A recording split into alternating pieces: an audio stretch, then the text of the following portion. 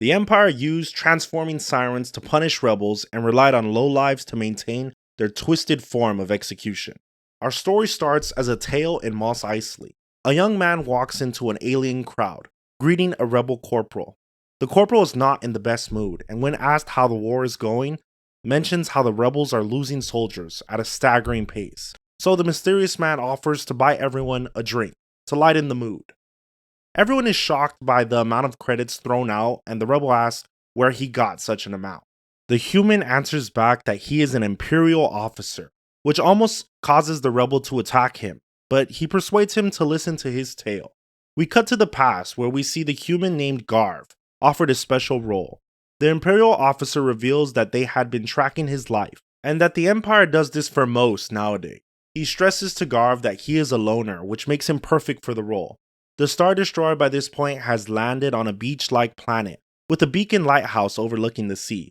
The officer hands Garv his orders and tells him to read them carefully, while also stressing that he stay indoors at all times during the night and when the fog starts. Garv is excited for what he sees as an easy 2-week high-paying job, and explores the workplace. He has an ocean view, large living quarters, but notices wall carvings from previous workers. One name in particular that pops up is from a message that writes Dondo was here, which will be important later. He then finds statues of beautiful women scattered around the beach while exploring. As night drew closer, he settled in, prepped the lighthouse, and went off to bed until he heard tapping. Behind the glass, he saw what he described as the most lovely vision of his life. A woman stood staring at him, knocking on the glass, saying nothing. Garv rushed to the door, about to let her in, but remembered his orders, which caused him to hesitate. After a short thought, he tried the door, but then noticed it was magnetically bolted. He noticed that the lock was timed, and that even if he tried, it would not pry open. He rushed back to the glass to apologize to the woman, who was now crying, and then time skipped. Garv woke up centimeters from the glass where he had first found the woman, and she was now gone.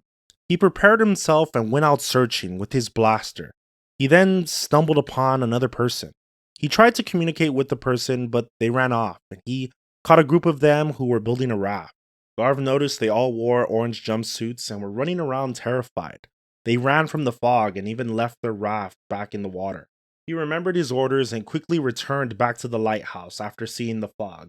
As it settled in, Garv was interrupted again by 2 women this time, who were now tapping on the glass. Their attention on him quickly churned as an Imperial prisoner ship flew in.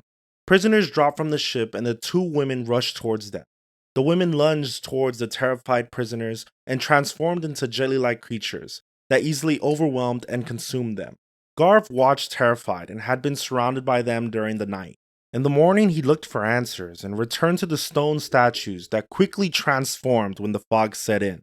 The realization had kicked in that the creature's gelatin body hardens from the sunlight, allowing them to roam free at any point it is gone. Garv barely escaped the creatures and spent his remaining time locked in. As the days went by, he was excited to see an Imperial soldier walking towards the lighthouse during the day. The soldier greeted Garv, saying they were Corporal Bara, and asked for a drink after walking in the heat. The soldier started to remove their uniform, which revealed the name tag of Dondo. Garv realized the name matched the one on the wall from previous soldiers and rushed to his blaster as the creature transformed in front of him. We cut back to the cantina, where Garv revealed the uniform protected the creature from the sun, and his time was cut short on the planet.